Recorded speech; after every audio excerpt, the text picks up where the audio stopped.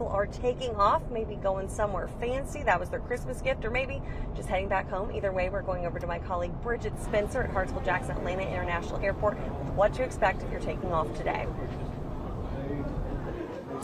Madeline, I really can tell you what a difference an hour makes. We checked in with you at about 5 o'clock. The wait time was relatively low, about 15 minutes. That now has increased to about 40 minutes. You can see tons of people have been lining up. In fact, workers have been lining people up in the atrium. So the line is kind of wrapping around. It's kind of stretching back into baggage claim as it gets later throughout the morning. Now, surprisingly, it has been a relatively smooth travel period overall here at Atlanta's airport and across the country as well. Airlines were prepared for the heavy volume of passengers. They were equipped to avoid a repeat of last year's chaos full of cancellations and delays. But Southwest, once again, they actually did have some traveling issues this holiday season. Definitely not at the level that they did last year, though. Now, they attributed the hundreds of cancellations and delays this year to some foggy weather in the Midwest. Now, meanwhile, back here in Atlanta, things have been relatively smooth, albeit busy. I did just speak to one traveler who tells me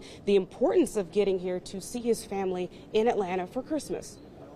My family lives here, yeah. Yeah, it was good time. Just get some Fox Brothers barbecue, some really good stuff.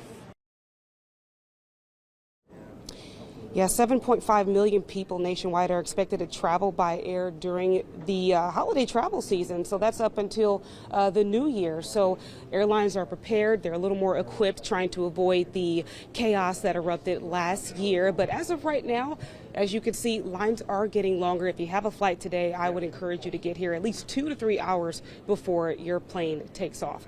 We're live from Atlanta's airport. Bridget Spencer, Atlanta News First.